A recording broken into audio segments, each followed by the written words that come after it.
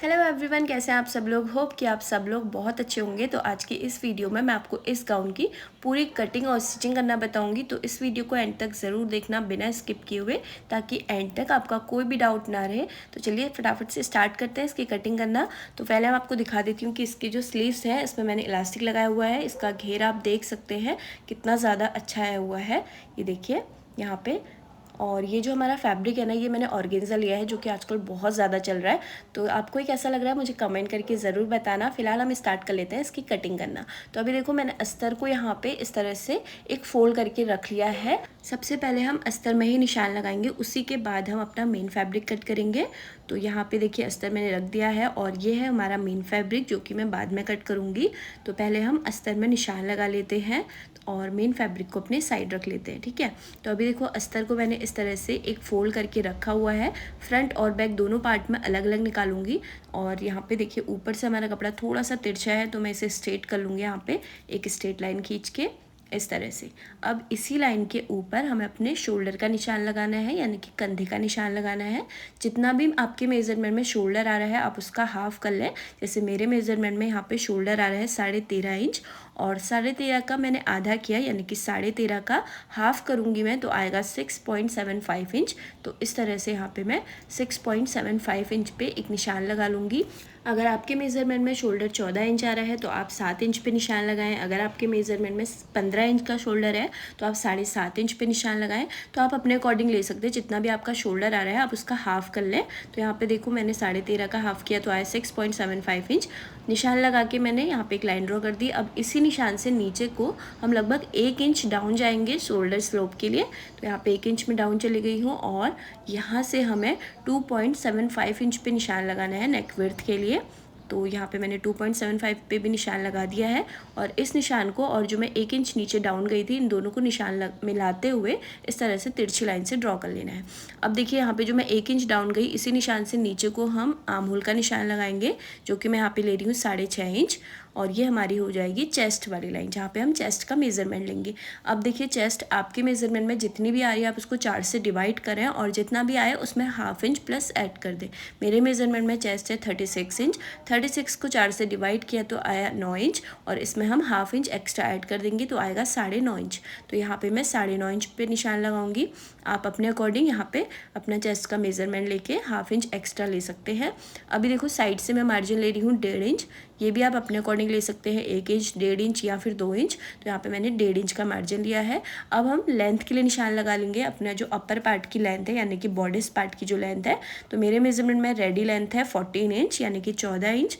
और इसमें हम 1 इंच एक्स्ट्रा लेंगे, क्योंकि हाफ इंच हमारा नीचे से सिलाई में जाएगा और हाफ इंच हमारा ऊपर से सिलाई में जाएगा। तो हमारा आएगा 15 इंच। मैंने 15 इंच पे निशान लगा के एक लाइन ड्रॉ कर दी है।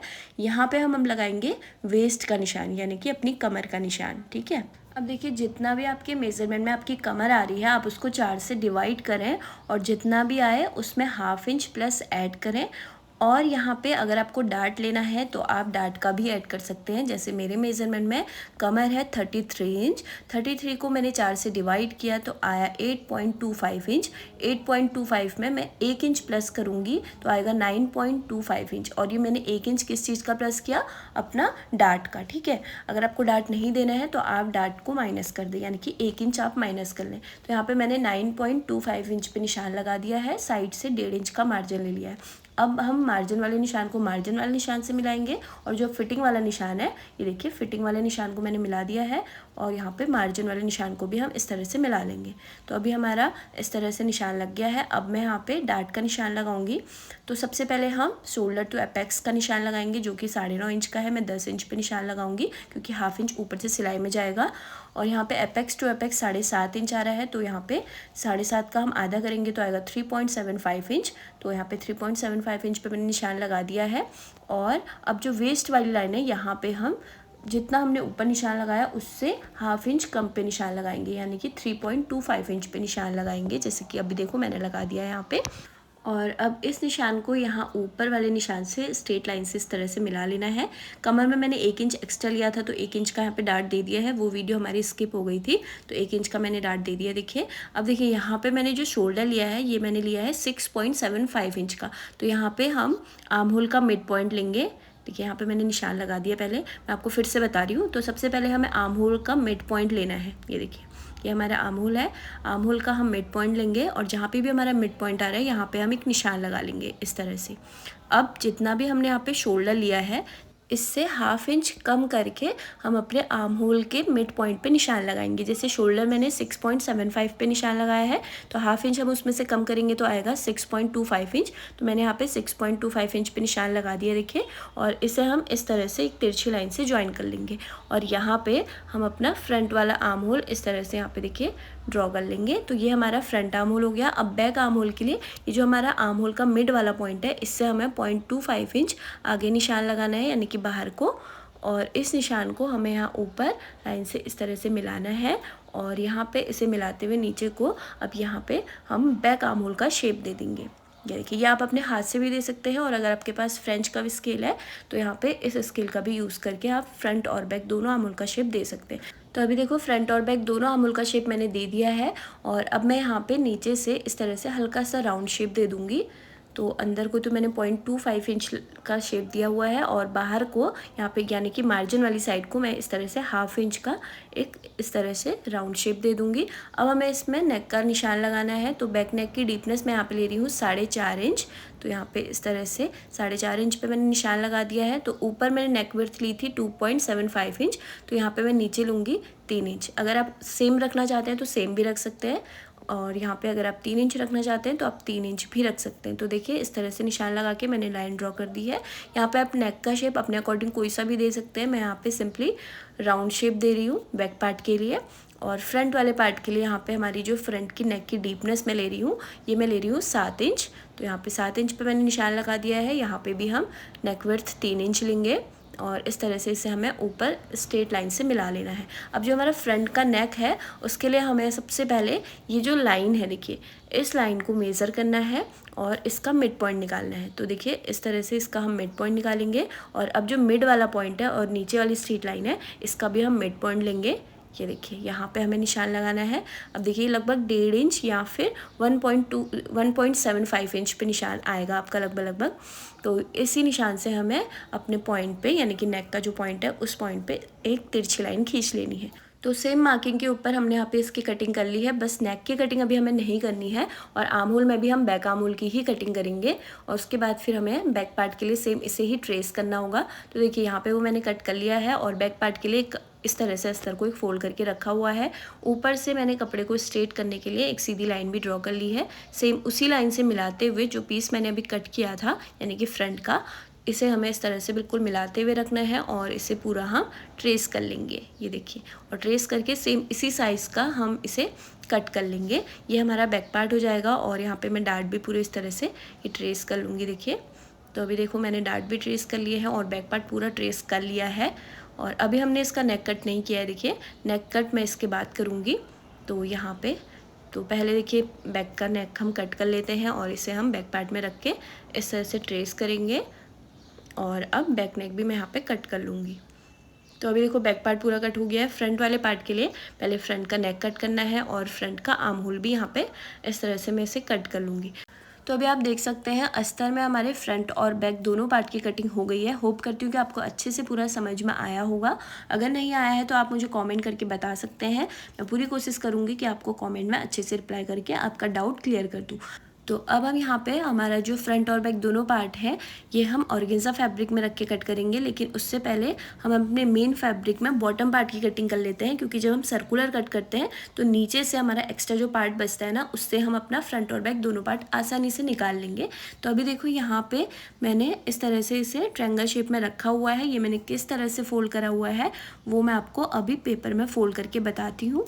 देखिए यहाँ से चारों पार्ट्स इसमें ओपन है और यहाँ पे ये देख सकते हैं और यहाँ से चारों साइड इसमें फोल्डेड है। ये किस तरह से मैंने फोल्ड करके रखा हुआ है वो मैं आपको अच्छे से बताऊंगी लेकिन पेपर पे। तो चलिए ये देखिए, मान लीजिए ये हमारे कपड़े की लेंथ है यानी कि कपड़े की लंबाई है। सबसे पहले हमें कपड़े को लेंथ वाइज यानी कि लंबाई में इस तरह से एक फोल्ड करके रखना है। ये देखिए इस तरह से एक फोल्ड हमने कर दिया है। सबसे पहले कपड़े को भी मैंने इसी तरह से एक फोल्ड करके रखा हुआ था। उसके बाद अभी देखो इस तरह से फोल्ड करा। अब यहाँ से हमारे दोनों साइड ओपन है। ये देखिए दोनों साइड ओपन है और यहाँ पे कोई भी आपको एक साइड ले लेनी है, ओपन वाली साइड की एक साइड आपको लेते हुए इस तरह से ट्रायंगल शेप में रख लेना है। ये देखिए, तो हमारा ये हो गया ट्रायंगल शेप। सेम इसी तरह से मैंने फैब्रिक को भी इस तरह से एक फोल्ड करके रखा हुआ है। चारों साइड इस साइड से फोल्डेड है, ये देखिए यहाँ से फोल्डेड है और यहाँ से चारों साइड जो है वो ओपन है। जैसे कि अभी मेरा फैब्रिक सेम इसी तरह से रखा हुआ है। देखिए यहाँ से फोल्डेड है, यहाँ से ओपन है, तो इसमें भी यहाँ से चारों साइड ओपन है। ये देखिए, तो अब मैं आपको बताती हूँ किस तरह से यहाँ पे हमें कमर का निशान लगाना है और यहाँ पे नीचे हम लेंथ के लिए निशान लगाएंगे। वो हम किस तरह से लगाएंगे वो मैं आपको बताऊँगी। तो चलिए इसे मैं आपको जूम करके दिखाती हूँ। तो अभी देखो, फैब्रिक में जो ट्रायंगल वाला शेप है ये मैं आपको जूम करके दिखा रही हूँ। यहाँ पे हम कमर का निशान लगाएंगे और ये हमारा ऑर्गेन्जा वाला फैब्रिक है, तो इसमें पता है ये बहुत ज़्यादा फिसलता है, तो इसलिए मैंने यहाँ पे ऑल पिन से इसे सिक्योर कर दिया है दोनों साइड से। और इंच टेप को हमें इस तरह से तिरछे में रखना है और यहाँ पे कमर का निशान लगाना है। तो यहाँ पे देखिए, जितनी भी आपके मेज़रमेंट में आपकी कमर आ रही है उसको हम 4 से डिवाइड करेंगे और जितना भी आए उसमें 1 इंच की लूजिंग ऐड कर देंगे, यानी कि मार्जिन जो है वो 1 इंच का प्लस करेंगे। जैसे मेरे मेज़रमेंट में कमर है यहाँ पे 33 इंच, 33 को हम 4 से डिवाइड करेंगे तो आएगा 8.25 इंच और 8.25 में हम 1 इंच प्लस करेंगे मार्जिन का तो आएगा 9.25 इंच। तो इस तरह से इंच टेप को तिरछे में रखते हुए 9.25 इंच पे निशान हमें लगाना है। अब देखिए, इस निशान को हम ऊपर से मेज़र करेंगे।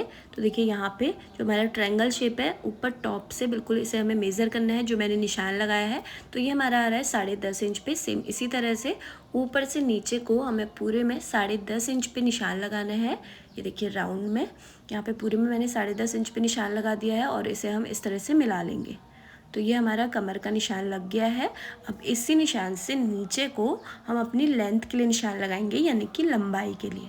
ठीक है, जितनी भी आपको अपने गाउन की फुल लेंथ चाहिए आप उसके अकॉर्डिंग यहाँ पे लेंथ के लिए निशान लगाएंगे। तो इसे मैं यहाँ पे भी ऑल पिन से सिक्योर कर रही हूँ ताकि ये कटने के बाद बिल्कुल भी इधर उधर ना हो।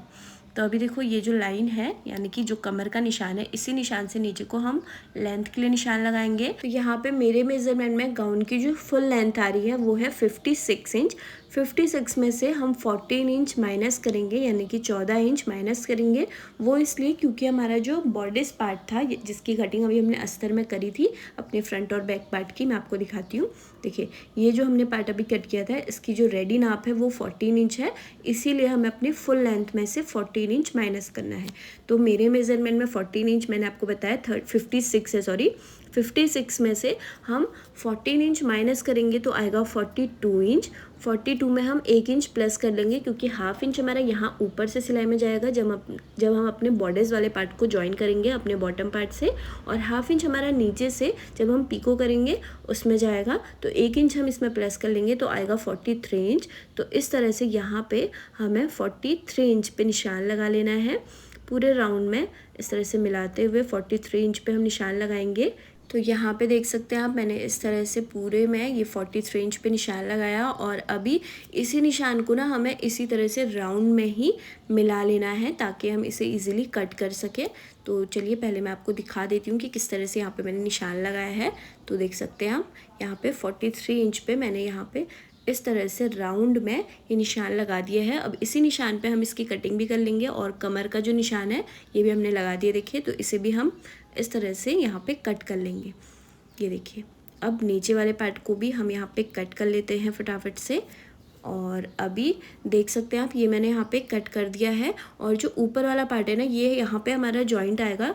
तो यहाँ पे हमें दूसरा जो नीचे का पार्ट बचा हुआ है इसे पकड़ना है और जो सैल्वेज वाली साइड है तो इसे हमें इसके ऊपर रखना है, यानी कि यहाँ पे हम इसे रखेंगे। तो अभी देखो, यहाँ पे मुझे 2 जॉइंट निकालने हैं। तो पहले मैंने दोनों फैब्रिक को रखा तो वो अच्छे से बैठ नहीं रहा था क्योंकि ऑर्गेन्जा जो फैब्रिक है ना ये बहुत ज़्यादा फिसलता है, तो इसलिए मैंने सोचा एक एक करके ही निकालते हैं। तो अभी मैं एक पार्ट को इस तरह से बिल्कुल मिलाते हुए रखूँगी और जितना मुझे कट करना है वो ऊपर से मुझे दिख रहा है तो उसी शेप में यहाँ पर हम इस तरह से एक पीस अपना कट कर लेंगे। देखिए, और उसके बाद फिर सेम इसी तरह का हमें एक पीस और कट कर लेना है। तो इस कपड़े की ना वर्थ थोड़ा कम थी तो इस वजह से नीचे से थोड़ा जॉइंट आ रहा है। तो यहाँ पे देखिए, मैंने एक पीस तो कट कर लिया है और अब सेम इसी तरह का एक पीस हम और कट कर लेंगे। देखिए इस तरह से। तो अभी आप देख सकते हैं ये दूसरा पीस भी मैंने कट करने के लिए रख दिया है और अब सेम इसी तरह के हमारे 2 पीस निकल गए हैं। मैं आपको बताती हूँ इसे हमें किस तरह से जॉइन करना है। तो भी पहले मैं बराबर करके देख रही हूँ कि ये हमारे बिल्कुल इसी के बराबर आ रहे हैं या नहीं आ रहे हैं। तो देख सकते हैं हम बिल्कुल बराबर आ रहे हैं। तो ऊपर की जो 2 जॉइंट हैं ये हमारे इसमें लगेंगे। तो अभी देखो ये जो नीचे वाला जॉइंट है ये हमारा इस तरह से लगेगा, दोनों की सीधी साइड एक दूसरे की ओर फेस करते हुए। उसके बाद ये इस तरह से जॉइन हो जाएगा और ऊपर वाला इस तरह से। तो इससे पहले मैं जॉइन कर लेती हूँ। सेम इसी तरह से मैं इसका अस्तर भी कट कर लूँगी, लेकिन अस्तर की जो लेंथ है वो थोड़ा सा मैं इससे कम रखूँगी, यानी कि नीचे से 1 इंच या फिर 1.5 इंच कम रखूँगी। तो अभी देखो ये मैंने पूरा यहाँ पे स्टिच भी कर दिया है। देखिए यहाँ पे ये जो जॉइंट था ये हमने इस तरह से सिलाई लगा के इसमें, और इसमें ऊपर से हमने आयरन भी कर ली है, जिससे ये अच्छे से बैठ गया है। देखिए दोनों साइड जॉइंट लग गया है हमारा। सेम इसी तरह से अस्तर में भी जॉइंट लगेगा तो वो भी मैं लगा लूँगी। और अब जो हमारा फ्रंट और बैक 2 पार्ट है, देखिए ये हमें मेन फैब्रिक में कट करना है। तो मेन फैब्रिक से मैं थोड़ा सा एक्स्ट्रा ही लूँगी, अस्तर के बराबर ही मैंने यहाँ पे नहीं कट किया है मेन फैब्रिक। थोड़ा सा एक्स्ट्रा लेते ही यहाँ पे मैंने इस तरह से इसे कट कर लिया है। फ्रंट और बैक दोनों पार्ट हम इसी तरह से निकाल लेंगे और उसके बाद फिर मैं आपको बताती हूँ कि इसे हमें किस तरह से स्टिच करना है। तो अभी देख सकते हैं हम बैक पार्ट मैंने निकाल दिया है और फ्रंट वाले पार्ट में भी मैं अस्तर से हाफ इंच या फिर 1 इंच एक्स्ट्रा लेके ही यहाँ पे मेन फैब्रिक कट कर लिया है। देखिए अब इसे स्टिच कैसे करना है। देखिए ये सीधी साइड है कपड़े की और इसके ऊपर हमें अस्तर को इस तरह से रखना है और नेक की शेप में यहाँ पे सिलाई लगानी है। तो यहाँ पे देख सकते हैं मैंने साइड से सिलाई लगा दी है। फिर जो एक्स्ट्रा कपड़ा बचेगा वो हम बाद में कट करेंगे। तो सिलाई लगाने के बाद हम इसमें इस तरह से छोटे छोटे कट लगा देंगे ताकि अस्तर आसानी से इस तरह से फोल्ड हो जाए। और नेक में हमें एक टॉप स्टिच भी रख लेनी है। और अभी देखो अस्तर को रॉन्ग साइड को टर्न करने के बाद हमें चारों साइड से इसमें एक सिलाई लगा लेनी है और फिर जो हमारा एक्स्ट्रा कपड़ा आएगा वो हम बाद में कट कर लेंगे। तो अभी देखो मैंने चारों साइड से इसमें सिलाई लगा दी है। अब जो हमारा एक्स्ट्रा कपड़ा है इसे हम फटाफट से पूरा कट कर लेंगे। सेम इसी तरह से जो हमारा बैक पार्ट है उसे भी हम रेडी कर लेंगे। उसके बाद फिर जो डार्ट की निशान है इसमें हम सिलाई लगाएंगे। तो पहले इसका पूरा एक्स्ट्रा जो कपड़ा है ये हमें कट कर लेना है। तो अभी देखो यहाँ पे मैंने इसमें साइड से जो एक्स्ट्रा फैब्रिक था वो कट कर लिया है। अब जो डार्ट का मैंने निशान लगाया है यहाँ पे हमें सिलाई लगानी है। दोनों साइड पे हमें यहाँ पे एक एक डार्ट दे देना है। सेम बैक पार्ट में भी हम 2 डार्ट्स देंगे। तो इसमें हम सिलाई लगा लेते हैं। ये देख सकते हैं आप यहाँ पे ये हमारा बैक वाला पार्ट है, इसमें मैंने डार्ट की जो सिलाई है वो लगा दी है। तो यहाँ पे दोनों डार्ट हमारे आ गए हैं। साइड से एक्स्ट्रा फैब्रिक भी पूरा कट हो गया है, चारों साइड से सिलाई भी मैंने लगा दी है। तो अभी देखो फ्रंट और बैक दोनों पार्ट हमारे रेडी हो गए हैं। इनके शोल्डर में ज्वाइन करूँगी। इस पर वैसे मैंने डिटेल वीडियो भी बनाई हुई है, अगर आप चाहें तो आप देख सकते हैं मेरे चैनल पर जाके। तो दोनों के शोल्डर को इस तरह से मिलाना है और जो बैक पार्ट वाला अस्तर वाला कपड़ा है इसे हमें इस तरह से राइट साइड को टर्न करना है और ऊपर से एक सिलाई लगानी है। सेम इसी तरह से दूसरा शोल्डर भी हम ज्वाइन कर लेंगे। तो यहाँ पे मैंने शोल्डर तो ज्वाइन कर लिए हैं देखिए, और ये बहुत फिनिशिंग के साथ यहाँ पे ज्वाइन हो गए हैं।